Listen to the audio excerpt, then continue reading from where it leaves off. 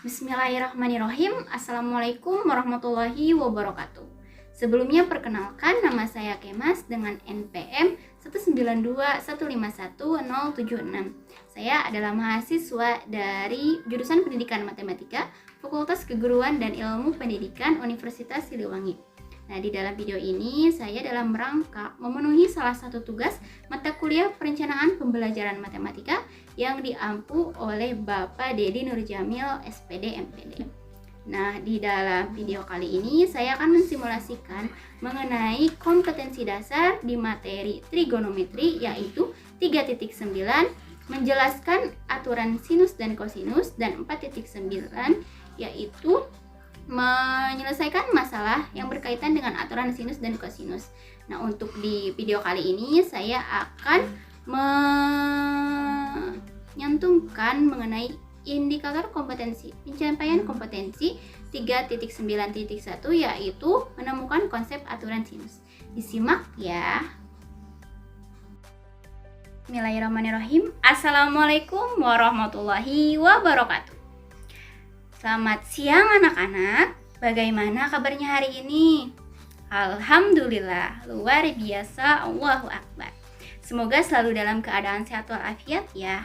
Di tengah cuaca yang sedang pancaroba ini, tentunya kita itu harus senantiasa menjaga kesehatan, kebersihan, dan juga pola makan. Nah, tentang kebersihan, coba kalian lihat di bawah masih ada sampah atau tidak?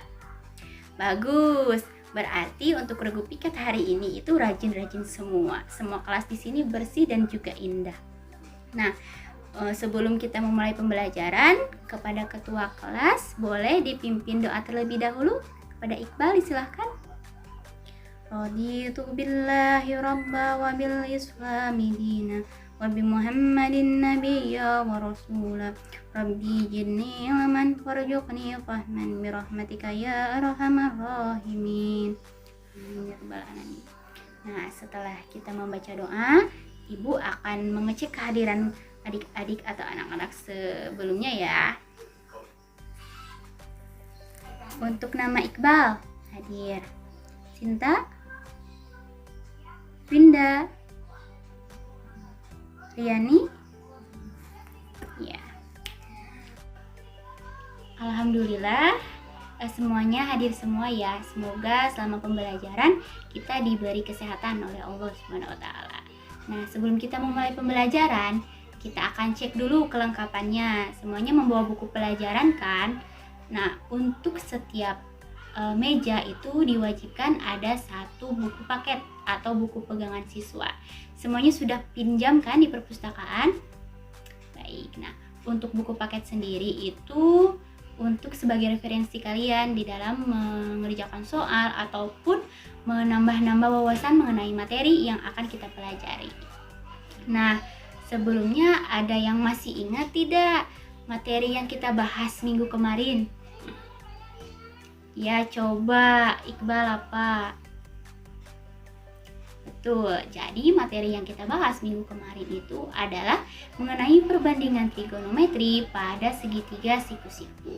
Nah, di mana perbandingan trigonometri itu kan di dalam segitiga siku-siku itu ada sisi depan, sisi samping, dan juga sisi miring dari sudut yang kita beri acuan.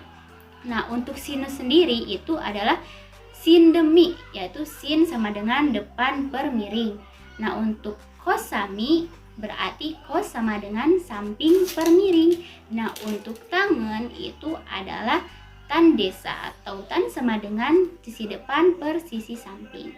Nah, itu kan untuk segitiga siku-siku ya yang mempunyai salah satu sudutnya itu 90 derajat. Jadi ada sisi yang hipotenusa seperti itu. Nah, kemudian untuk segitiga yang sama sisi, sama kaki atau sembarang, ada yang tahu cara mencari sudut atau sisinya menggunakan cara seperti apa? Ada yang udah baca-baca atau belum? Ya, coba Silpi, menggunakan cara apa? aturan sinus dan kosinus. Ya betul. Jadi untuk mencari sudut ataupun sisi di dalam segitiga sama kaki, sama sisi ataupun segitiga sembarang, kita bisa menggunakan aturan sinus dan kosinus. Nah, di dalam pembelajaran kali ini juga kita akan mempelajari mengenai aturan sinus dan kosinus. Nah, untuk pertemuan kali ini kita akan lebih memfokuskan pada aturan sinusnya. Pada pertemuan kali ini kita akan membahas mengenai aturan sinus dan kosinus. Nah, lebih spesifiknya lagi, indikator pencapaian kompetensi yang akan kita tuju pada pertemuan kali ini adalah menemukan konsep dari aturan sinus dengan tujuan pembelajaran melalui pembelajaran problem based learning dengan mengkaji dan mengolah dari berbagai sumber belajar. Peserta didik itu diharapkan mampu menemukan konsep dari aturan sinus. Nah, untuk mengefektifkan waktu, kita langsung saja ya. Di dalam pembelajaran ini kan sudah Ibu jelaskan ya dari pertemuan-pertemuan sebelumnya juga bahwa kriteria ketentuan minimumnya itu adalah 75. Nah, untuk model problem based learning ini juga itu bisa lebih meningkatkan keaktifan dan juga berpikir kritis dari peserta didik untuk lebih memahami konteks dari suatu permasalahan. Nah, untuk sekarang Ibu akan bagikan dulu kelompok ya sesuai dengan yang Ibu bagikan sebelumnya. Jadi sekarang kalian hanya duduk berkelompok saja. Nanti Ibu akan bagikan bahan ajarnya. Udah? Ya, Ibu akan bagikan bahan ajarnya. Nah, udah.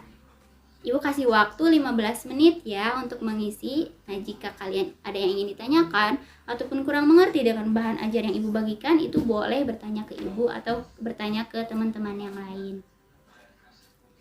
Nah, sudah 15 menit. Ada yang mau mempresentasikan di depan? Siapa yang berani? Ya, coba Ucup ke depan.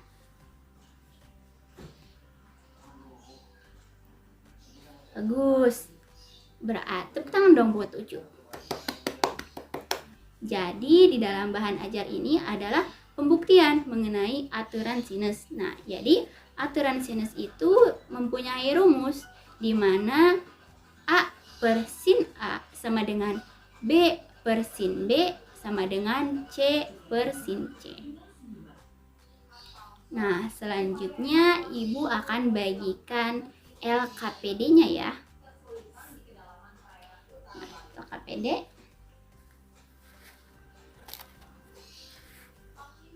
Nah, untuk pengisian LKPD ini Ibu kasih waktu 30 menit.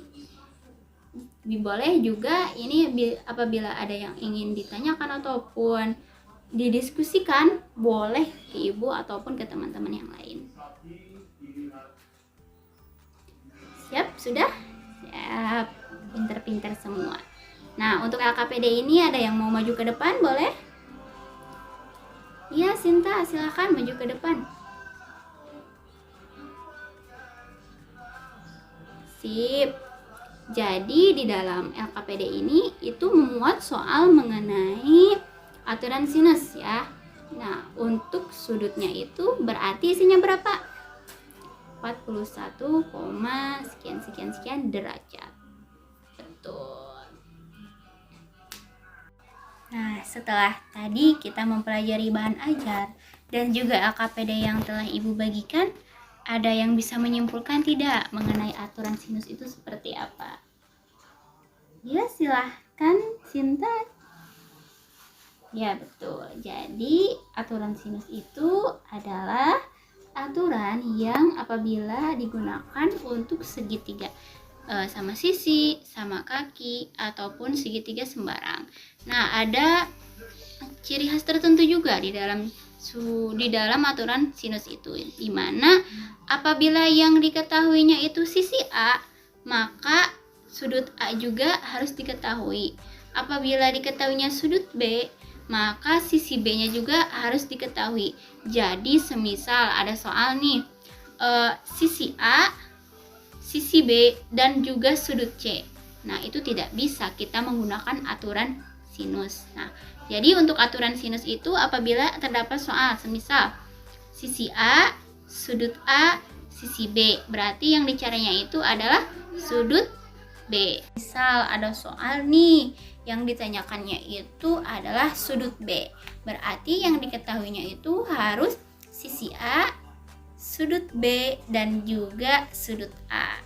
Nah, apabila kita mencari sudut C, berarti kita itu bisa dengan diketahui sudut A, sisi A, dan sisi C, atau sisi B, sudut B, dan sisi C. Seperti itu. Jadi, untuk aturan sinus ini harus ada kesesuaian antara sisi dan sudutnya. Seperti itu.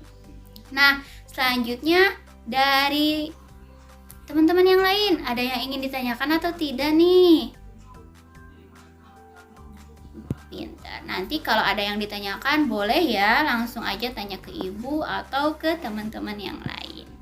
Nah, untuk kesimpulan dari pertemuan kali ini adalah mengenai menemukan konsep dari aturan sinus. Nah, sekarang kita sudah mengetahui kan, rumus dari aturan sinus itu apa? Coba sama satu orang. Ya, Farid. Betul. A per sin A sama dengan B per sin B sama dengan C per sin C. Nah, karena waktu sudah menunjukkan pukul 12 siang, nah waktu pembelajaran kita juga sudah habis.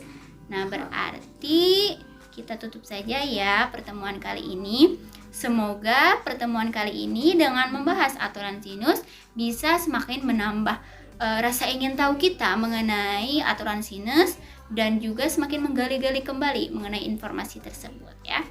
Nah, untuk sebagai bahan pelajaran untuk kalian juga, coba teman-teman isi ya.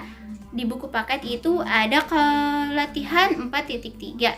Coba isi dari nomor 1 sampai 5 sebagai PR ya. Nanti pertemuan selanjutnya kita bahas.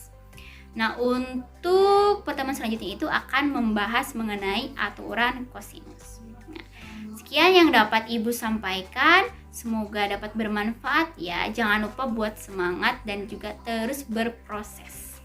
Wabillahi taufiq wal hidayah. Wassalamualaikum warahmatullahi wabarakatuh. Sampai berjumpa di pertemuan selanjutnya anak-anak.